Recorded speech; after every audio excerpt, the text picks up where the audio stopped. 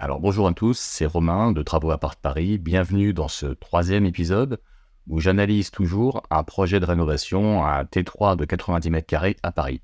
Si vous avez manqué les deux premiers épisodes, je vous invite à les regarder pour bien comprendre le contexte général. Les liens sont en description de cette vidéo. Alors pour rappel, il s'agit à la base d'un appartement de 90 mètres carrés avec seulement 2 chambres, une salle de bain et une petite cuisine de seulement 4,5 mètres carrés. L'architecte intérieur a donc proposé au client un nouveau plan d'aménagement intégrant 3 chambres, une vraie cuisine et une seconde salle de bain ainsi que divers petits aménagements. Dans l'épisode 1, nous avons vu comment éviter des travaux inutiles comme la dépose d'une cloison qui nous a permis ainsi de réduire simplement mais de façon significative les délais et les coûts des travaux. Dans l'épisode 2, nous nous sommes concentrés sur le choix de déplacer les toilettes et le compteur EDF. Nous avons évalué les contraintes techniques de ces choix et les surcoûts liés. Et en fait, nous en avons conclu qu'il s'agissait d'une modification totalement inutile et complexe. Aujourd'hui, dans ce troisième épisode, nous allons nous pencher sur la création de la troisième chambre. En fait, une suite parentale, c'est-à-dire un espace comprenant une chambre, une salle de bain et un espace de rangement. Et tout cela à la place de l'ancien bureau. Alors les questions qu'on va se poser, c'est est-ce que ces modifications sont aussi simples à mettre en œuvre que le plan le laisse présager, ou bien y a-t-il des contraintes techniques et des pièges à éviter? Eh bien c'est ce que nous allons voir ensemble maintenant. Alors installez-vous et allons-y, c'est parti.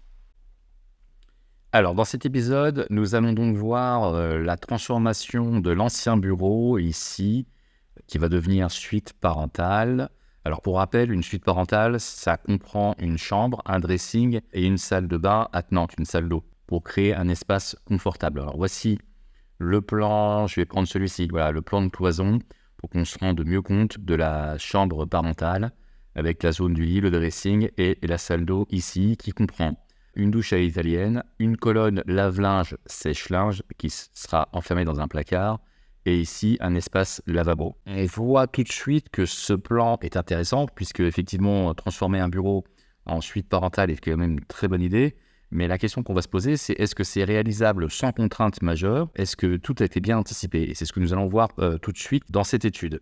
Alors, on va aborder plusieurs points. En un, les travaux qui sont prévus et qui sont simples à réaliser. En deux, nous allons voir les travaux qui sont prévus mais qui ne sont pas si simples que ça à réaliser et qu'il va falloir bien évidemment anticiper. En 3, nous allons voir carrément les oublis de l'architecte sur cette phase de travaux. Et enfin, en 4, nous verrons mes recommandations, plus particulièrement sur l'aspect changement d'usage d'une pièce en copropriété. Alors, en premier point, les travaux qui sont prévus, qui sont simples. Eh bien, on va revenir sur le plan de dépose. Transformer un bureau en chambre, c'est extrêmement simple. Il n'y a rien d'extraordinaire à faire. La double porte reste en place. On va juste avoir une cloison à créer ici. On va revenir sur le plan de cloison. Voilà, pour séparer la zone chambre de la zone salle de bain. Le sol de la partie chambre reste le même, c'est-à-dire un parquet. Donc ici, rien de compliqué. Tout est bon. C'est extrêmement simple. Ensuite, en 2. Les travaux qui sont prévus, mais qui ne sont pas si simples que ça, eh bien c'est quoi? C'est la partie technique, c'est la partie salle d'eau. Alors, pour créer une salle d'eau, cet ancien bureau, eh ben, ça va impliquer plusieurs ajustements techniques. Premièrement, le remplacement du sol.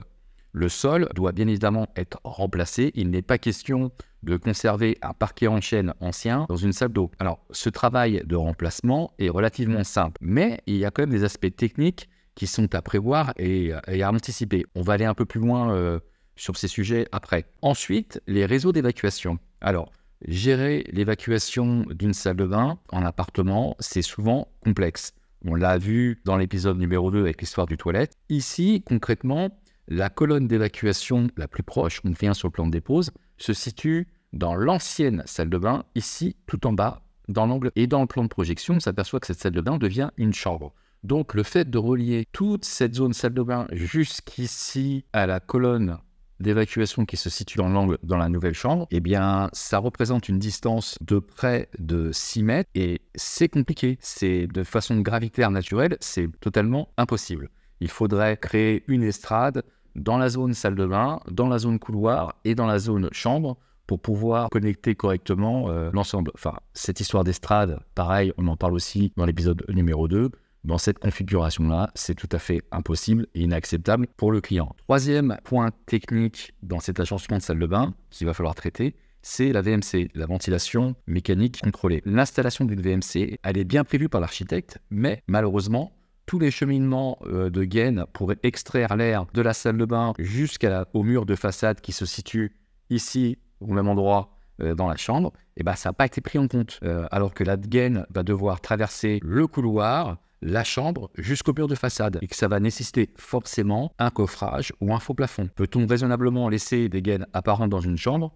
Moi, je me pose la question. Je pense que ça sera difficilement acceptable pour le client. Donc, en résumé, cette salle d'eau présente des contraintes techniques pas extrêmement complexes, mais qu'il faut impérativement anticiper.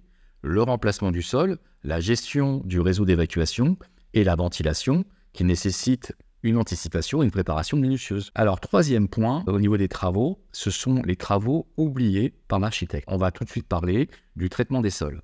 L'architecte prévoit de remplacer le parquet, ça c'est quand même une bonne idée, parce qu'on ne va pas pouvoir le conserver dans une salle de bain, par du béton ciré. Ok, pourquoi pas. Mais l'architecte n'a pas prévu de traitement d'étanchéité ni d'isolation acoustique. En fait, non, c'est pas possible. On ne peut pas, dans une salle de bain, omettre de traiter l'étanchéité. Elle est obligatoire. Il y a des normes qui sont les DTU qu'il faut impérativement respecter. Aussi, j'aborde ce sujet en copropriété.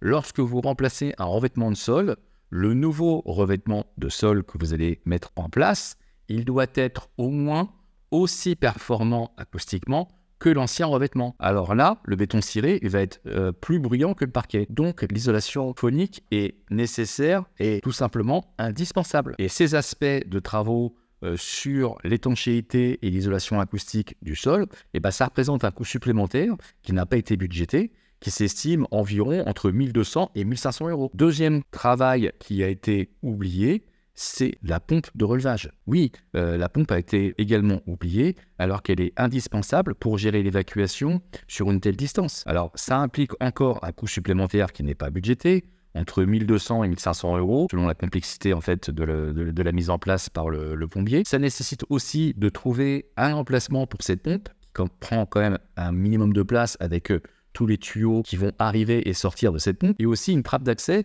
pour la maintenance. À ne pas oublier non plus, c'est que la pompe génère un bruit comparable à celui d'un ADC, donc pas un bruit très important, mais qu'il faut quand même maîtriser. Troisième travail qui n'a pas été prévu par l'architecte, l'isolation acoustique des réseaux de plomberie. Oui, les coffrages, faux plafonds et l'isolation acoustique pour les tuyaux de plomberie et les gaines de ventilation qui vont traverser la chambre ne sont pas prévus. Et sans isolation adéquate, ces canalisations peuvent causer des nuisances sonores importantes. Et ça va représenter encore un coût supplémentaire d'environ 1000 euros et ça va en plus impacter la hauteur sur le plafond. Est-ce que le client est bien prévenu de ces éléments-là ?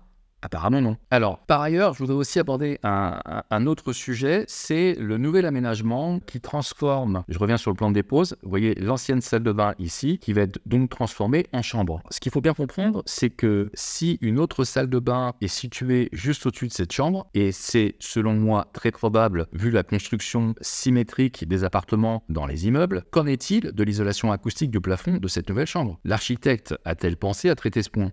Non, avec le passage du tuyau de la pompe de relevage, le passage de la gaine de ventilation, la présence très probable d'une salle de bain au-dessus de cette chambre, cette isolation acoustique devient indispensable.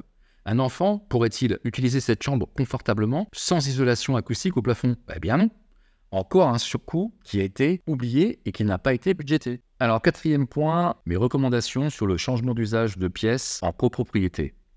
Alors, comme vous le savez, il est tout à fait possible de modifier l'aménagement intérieur de son appartement tant que l'on n'intervient pas sur les parties communes, comme les murs porteurs. Mais attention, les immeubles, vous le savez, ont été construits avec des aménagements de pièces qui sont symétriques entre les différents étages. Donc, lorsque vous créez une salle d'eau au-dessus d'une chambre, au-dessus d'un bureau, vous devez traiter l'isolation acoustique de cette pièce pour ne pas créer de nouvelles nuisances. Lorsque vous faites des travaux en copropriété, vous ne devez jamais créer des nuisances sonores qui soient supérieures à l'usage antérieur de la pièce rénovée. C'est-à-dire que la nouvelle pièce ne doit pas créer plus de bruit que la pièce avant sa rénovation. Alors nous arrivons ainsi à la fin de cette série de 3 épisodes qui ont été consacrés à la transformation de cet appartement T3 de 90 mètres carrés à Paris. J'espère en tout cas que cette étude détaillée vous aura permis de mieux comprendre les enjeux techniques, les écueils à éviter lors d'une rénovation d'envergure comme celle-ci. N'oubliez pas que tout se prévoit et s'anticipe avant.